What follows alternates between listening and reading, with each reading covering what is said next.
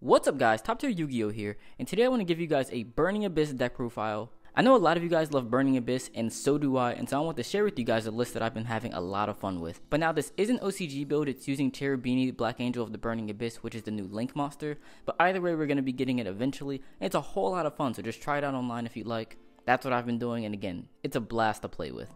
So let's go ahead and get into it. So to start off the Burning Abyss monsters, we play 3 Skarm, 1 Graff, 1 Seer, and 1 Libic for the engine Burning Abyss monsters. And so even though this is an OCG build, more or less because it plays Cherubini, I am playing the TCG ratios, because this is pretty much what I'm going to play when we do get Cherubini. And so keep that in mind. If you want to play like a purely OCG build, I'm not sure what Seer and Graff are there, but you should definitely play more than one if you're allowed to play more than one, of course. And then for the utility Burning Abyss monsters, 2 Farfa, 1 Cowcab, 1 Barbar, 1 Alec, and 1 Rubik. I think this is pretty standard more or less. I know some people maybe like playing 3 Farfa, but I don't really want to see multiples of Farfa and you don't necessarily need it to go off to play the game. And so that's why I only play 2. Just sort of a deck building rule. Next we play 2 Fiendish Rhino Warriors. Fiendish Rhino Warrior is really good because it sort of helps you make Cherubini, because it's a level 3 monster that you can use to make it, but it's also not a Burning Abyss, and so I felt like the Burning Abyss monsters that I played were the maximum number of useful Burning Abyss, but I didn't want to play like an extreme number of them just to be able to summon more Burning Abyss monsters. And so Fiendish Rhino Warrior isn't a Burning Abyss monster, but it sort of functions as one. And also because we do play other Link monsters, it allows us to summon our BAs while we have other Links, or really any other monster. And so really both of its effects are very useful. But you know, that's obvious, right? It's Burning Abyss. Of course you play Fiendish Rhino Warrior. Next we play the Phantom Knight Engine. We play 3 boots, 1 gloves, and 1 cloak.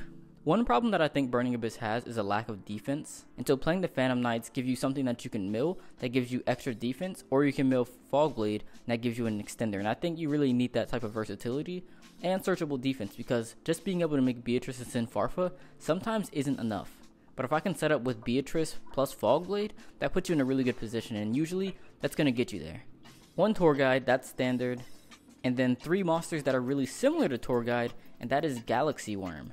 And so pretty much when you normal summon Galaxy Worm, you can summon another copy of it out of your deck, and it's pretty much just like Tour Guide. Like you can make a Dante or you can make a Cherubini, and it just gets you there. It's also a light, so it works with BLS, which we also play 2 of. And so the other cool thing about BLS is that a lot of your extra deck monsters are light, so all of your pretty much all your Burning Abyss ones are light. And so you have those, you have the Galaxy Worms, you have Ghost Ogre, a lot of light cards in your deck, and of course all your Burning Abyss monsters are dark. So BLS is pretty easy to summon, and it gives the deck a much needed boss monster, something that can get over other big monsters your opponents may have. But it also banishes, so it's good in the mirror match, it's good in a lot of other matchups, and when versus decks that really can't handle banishment. And again, it's really just a bomb card, which is something that Burning Abyss needs because normally the ceiling is relatively low, because there aren't that many big monsters. Everything is like 2,500 or less. Next we play a Kaiju Engine. We have 1 Godarla, 1 Gamma Seal, and 1 Kumungus.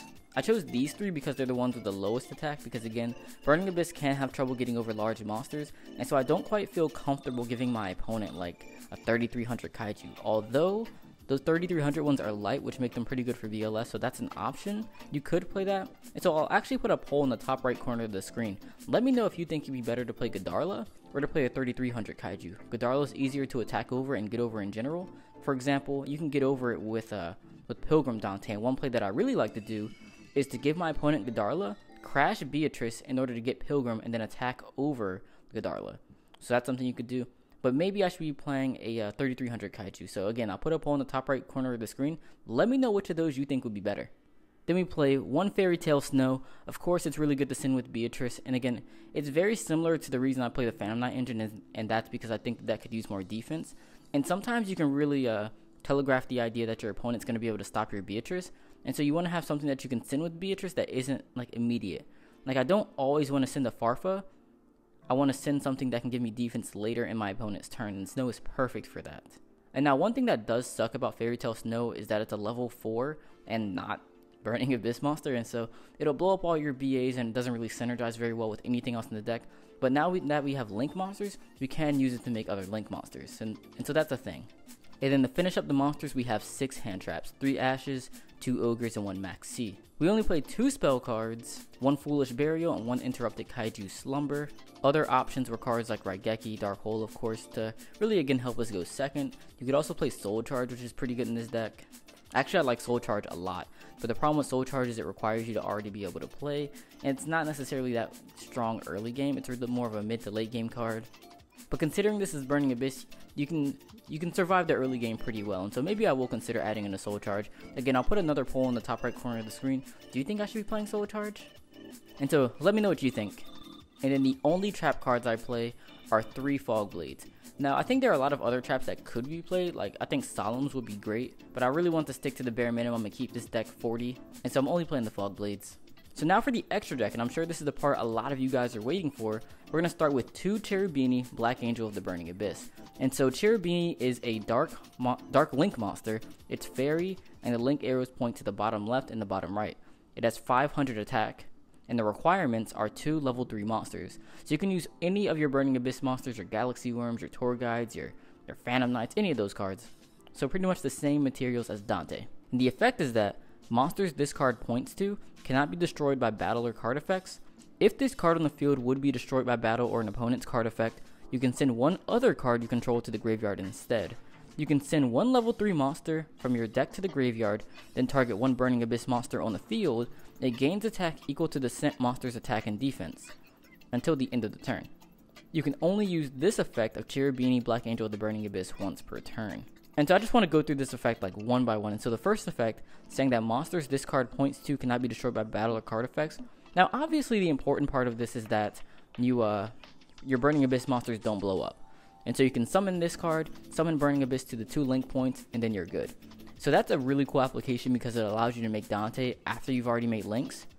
And now one problem with this, however, is that, well, first of all, you can't use Dante to make this. So once you make like a Dante originally, sometimes it can clog your extra monster zone. But oftentimes after you make Cherubini and you make something in one of the link points, you can't make anything else afterwards because it only has 1 extra link point. Like it points bottom left, bottom right. If there's a monster in like the bottom left, for example, you could only summon 1 Burning Abyss to the bottom right, which means you wouldn't be able to make a rank 3 with another Burning Abyss monster.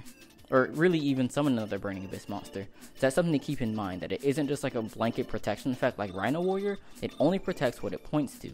But a really cool thing about it is that it doesn't just protect Burning Abyss monsters or even Fiend monsters.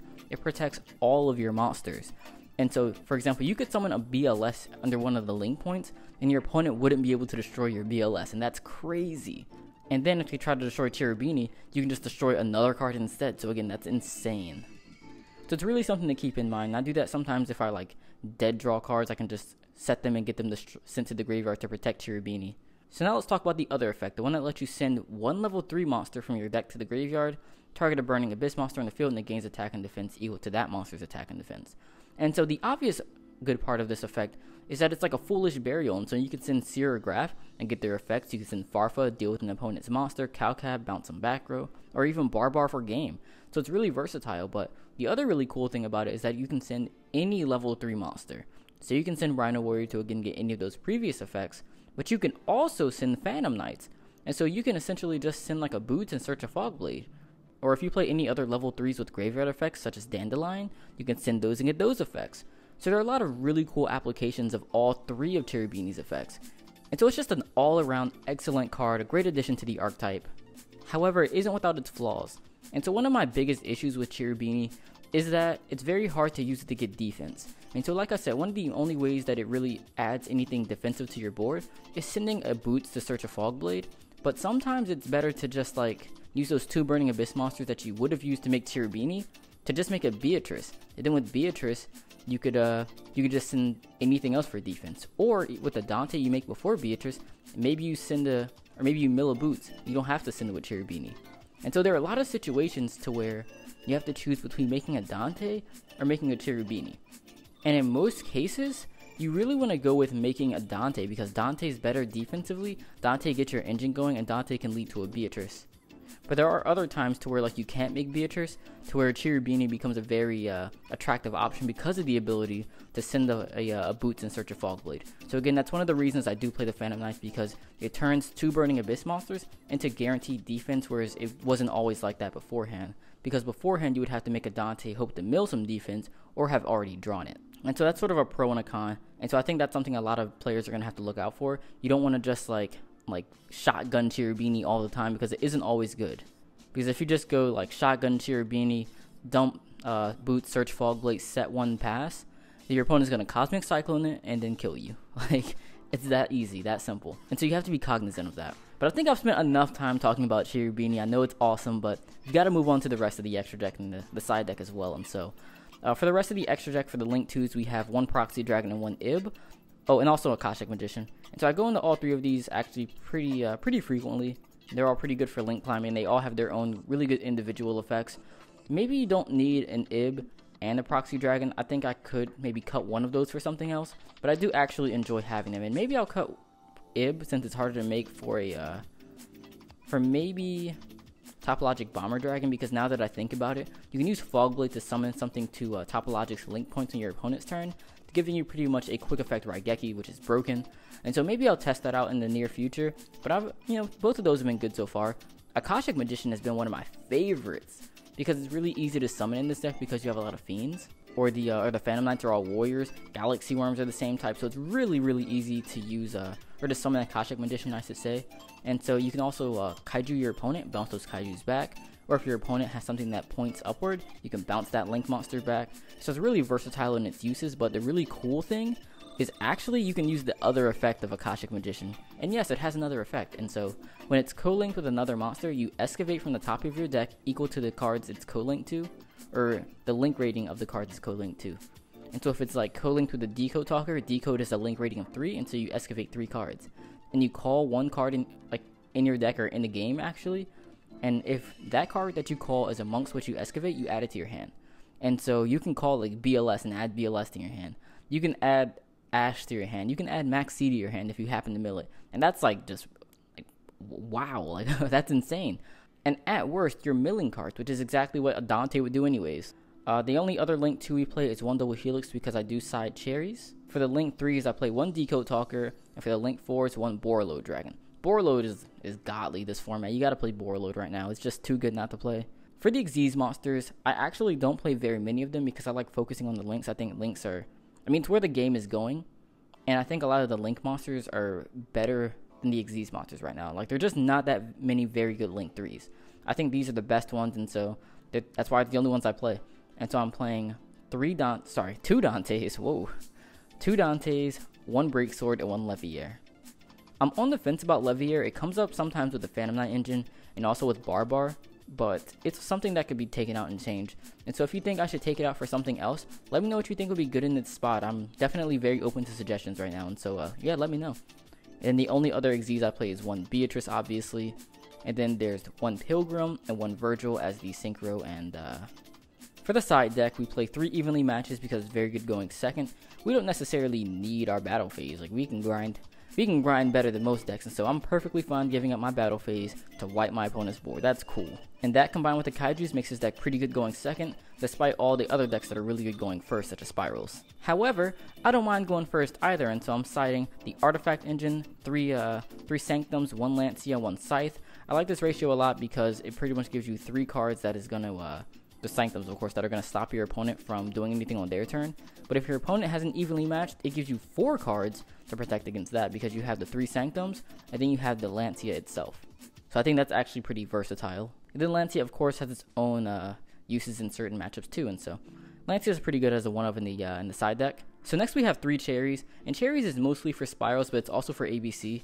And so I do side the Buster Dragon and main deck the Double Helix. The reason I do that is because I think that Spirals are a more popular matchup, and so I don't want my opponents to know that I'm siding in Cherries, so that's why I play the Double Helix. However, I don't mind if my opponents know I'm siding in Buster Dragon against them in Cherries. That's fine because it's not as good of a deck, and so there really isn't much they can do about it, but a Spiral player can play around that a little bit more. And the only spell cards I play in the side deck are 3 Cosmic Cyclones. I like Cyclone a lot because it can be sort of a trap going first, but also it helps you go second against certain decks such as True Dracos, Magicians, and really anything that possibly plays traps. And so this isn't a deck that's really very immune to traps in the first place, but it can be annoying dealing with that Pendulum trap. That card is nuts.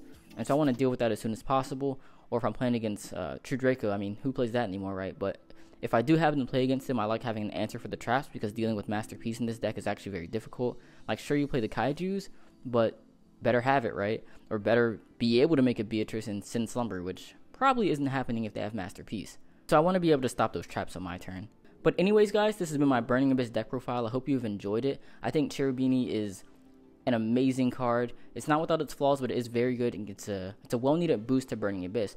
And so try this deck out for yourself. Let me know if you have any questions, comments, or concerns, any suggestions. I'm definitely open to hearing them. I've had a lot of fun with this deck, and I've even made a duel video with it. So if you guys are interested in seeing some duels with this deck, definitely check them out. I'll put a link to it in the top right corner of the screen. And so definitely check that out if you get the chance. If you enjoyed this video, please give it a like. I'd really appreciate it. Subscribe to the channel. If you want to see more Burning Abyss stuff, you guys know I love Burning Abyss, and so I'd be happy to do that. And so let me know if you want to see that down in the comments section. But as always, guys, I will see you in the next video.